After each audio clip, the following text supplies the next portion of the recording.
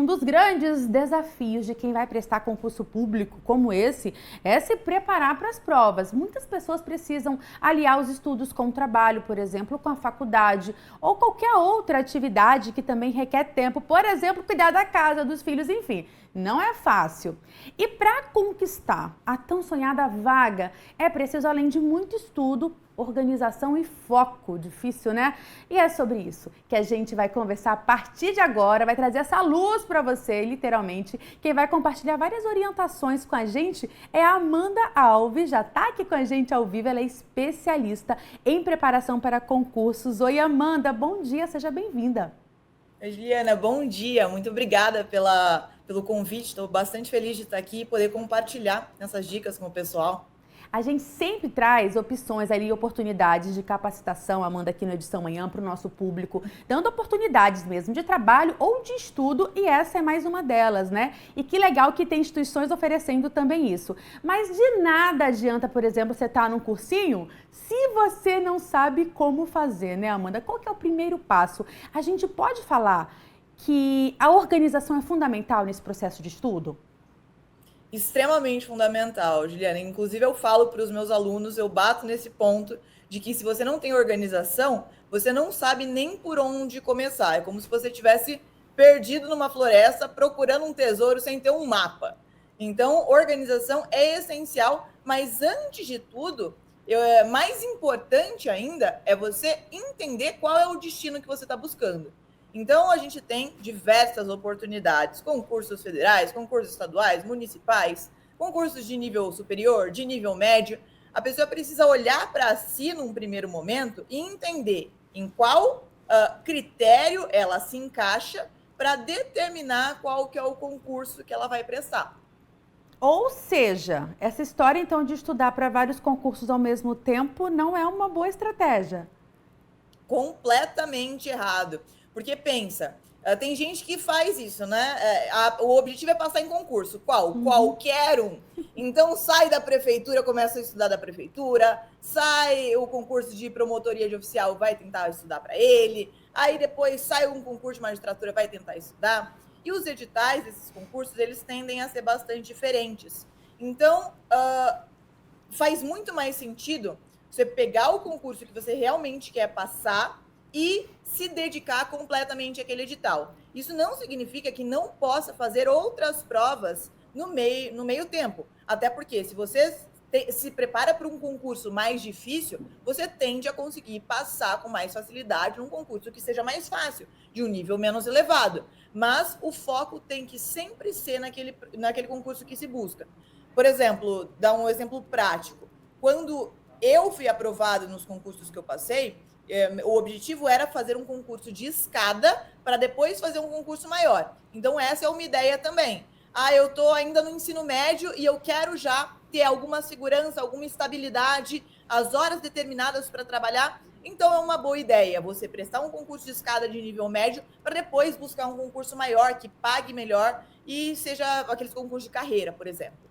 Bacana, é porque é importante falar que além da Amanda ajudar e ter os alunos dela, ela passou por toda essa experiência, é uma concurseira de primeira, né, Amanda? Então você também teve ali vários escorregões, eu imagino, e vários aprendizados ao longo do seu processo também, né? Aliás, qual deles você destaca aqui ao longo da sua jornada aí fazendo vários concursos e sendo aprovado, que é mais importante?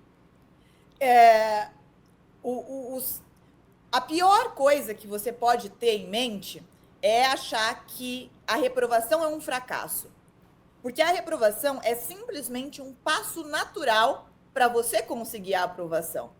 Eu não conheço ninguém, na verdade eu conheço, mas eu posso contar nos dedos as pessoas que eu conheço que conseguiram a aprovação em um concurso de primeira. Então a regra é que você reprove. E se a pessoa não consegue desenvolver resiliência suficiente para continuar estudando, sabendo que ela vai sim passar por algumas falhas, algumas derrotas, algumas reprovações, até que finalmente ela entenda o caminho certo para ser aprovado, ela desanima no meio do caminho e desiste. Então, eu sempre falo para os meus alunos também, não é eu vou estudar para ver se eu passo, eu vou estudar até eu passar. Então, a mentalidade, ela precisa estar muito definida, principalmente em concurso, porque é um caminho que tende a ser longo. Então, tem que ter isso em mente. Não é simples, né? Mas vale a pena lá para quem realmente tem esse objetivo. Agora, Amanda, conhecer, por exemplo, o estilo de prova da instituição pode ajudar? Porque cada instituição tem um jeitinho ali, né? Isso vale a pena a pessoa investigar? Com certeza. Por exemplo, eu ensino o pessoal a passar na OAB, majoritariamente. E eu sempre digo, a gente precisa estudar com as regras da banca. A banca, ela tem a forma de cobrar as pegadinhas. Ela tem a forma de pedir as questões em situações, problemas reais. A forma de aplicar a lei no caso concreto e cobrar isso nas alternativas. Quando você se acostuma com a banca, fica muito mais fácil você já saber o que esperar. Então, uma excelente dica para aquelas pessoas que vão fazer concurso é mapear qual vai ser a banca, e geralmente a banca ela tende a se manter dos concursos pretéritos e fazer o máximo de provas possíveis para aquele cargo específico e de preferência que aquela banca específica tenha aplicado. Então a gente tem, por exemplo, a CESP, que tem regrinhas especiais, quando a gente tem provas de verdadeiro ou falso. Se você erra uma questão, aquele erro anula uma certa. Então não dá para ir para a prova sem conhecer o edital, quais são as regras do concurso que você está prestando, porque o edital é a lei da sua prova, e não dá para ir também sem ter feito várias e várias questões daquela banca que está aplicando a prova de concurso.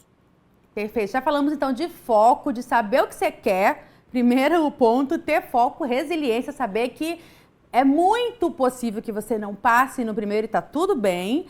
É continuar naquele foco, até porque quanto mais você estuda aquilo, mais preparado você vai estar, né? Mas em relação à organização desse estudo, Amanda, o que você recomenda para quem está nos acompanhando?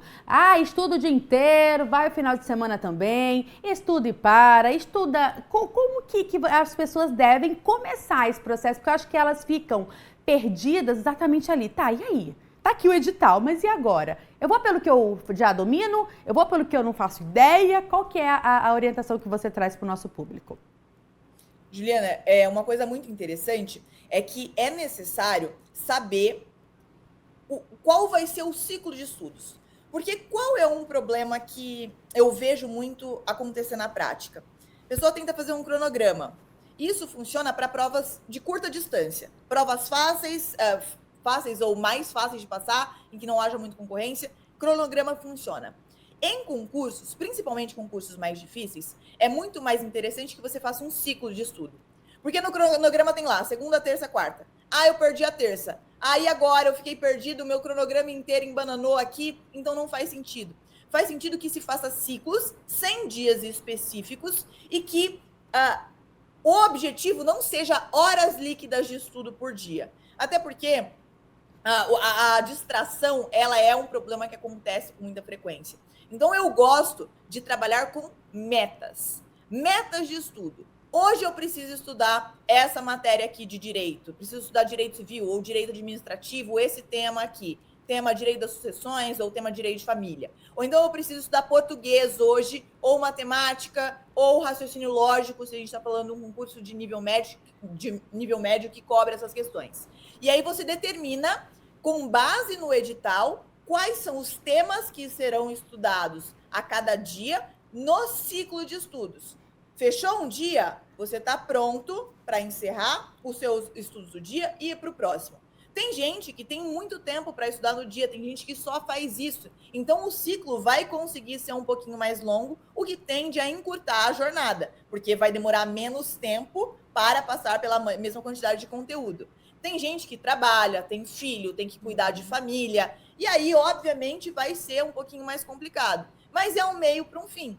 Então, se a pessoa consegue usar as pausas ativamente do dia dela, eu estou indo para o trabalho, beleza, eu vou ver uma videoaula. Eu estou na pausa do almoço, deixa eu fazer umas questõezinhas aqui.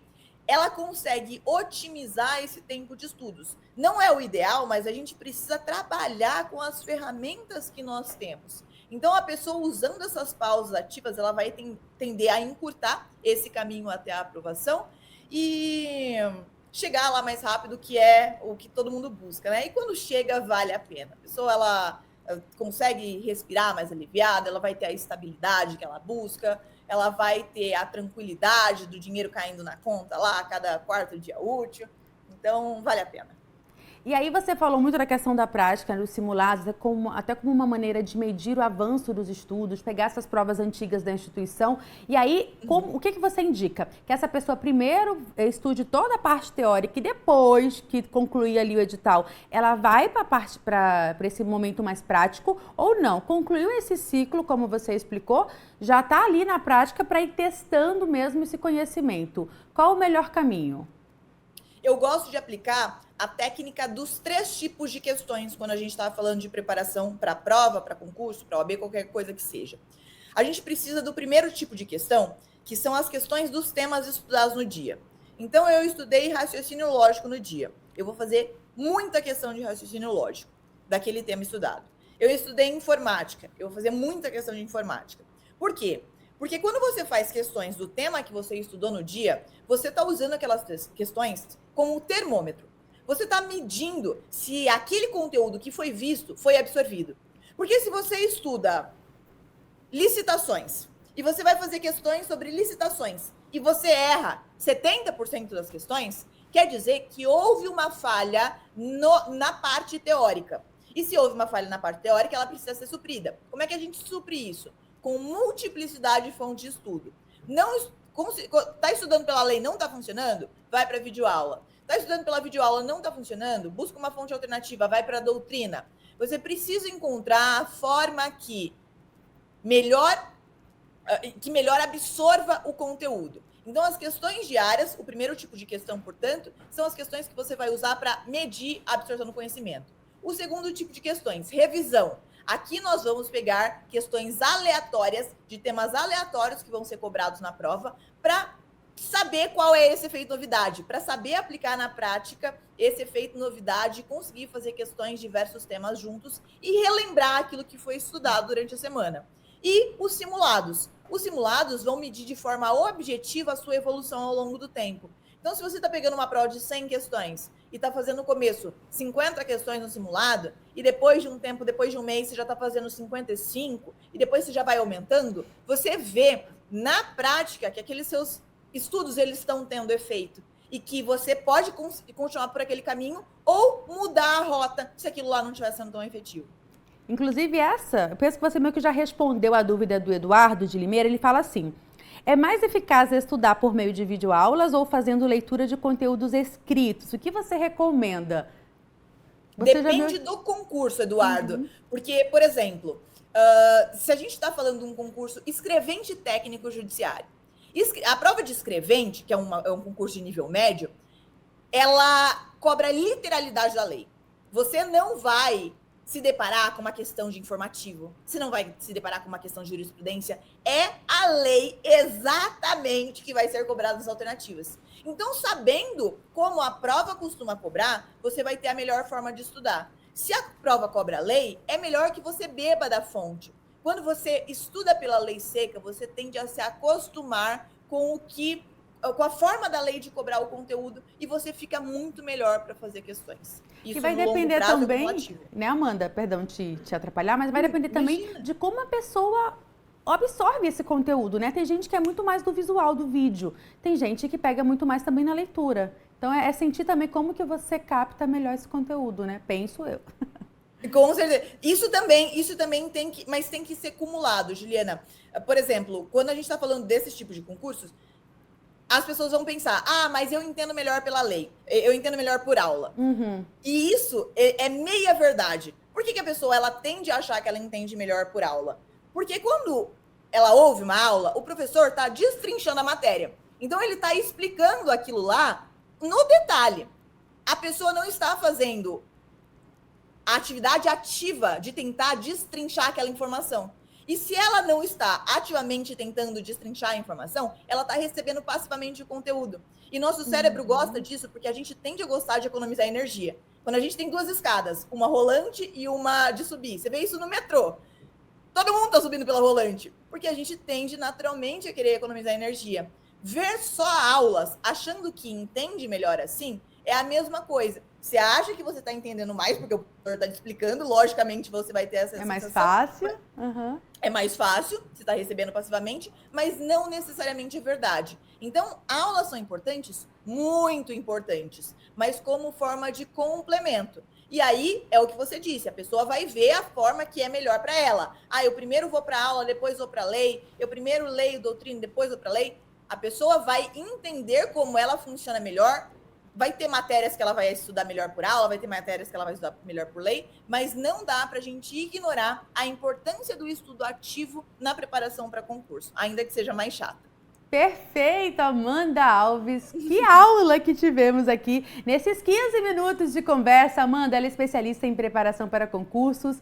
Muito obrigada pelas suas orientações. Tem aqui o Instagram da Amanda, inclusive, cheio também de conteúdo e de orientações e dicas para você de casa. Amanda, muito obrigada, viu? Volte muito sempre. Obrigada, eu que agradeço. Tchau, tchau, bom dia. Um grande beijo para você, bom dia. Você aí, então, que vai prestar um concurso, olha só quanta orientação valiosa, né? Aproveite para rever essa entrevista e também compartilhar. É só você entrar no nosso canal do YouTube, coloca lá Rede Família, já vai aparecer e você vai ter acesso a essa entrevista completinha para que você possa ali, olha, absorver tudo que a Amanda trouxe pra gente. Grandes orientações aí, né?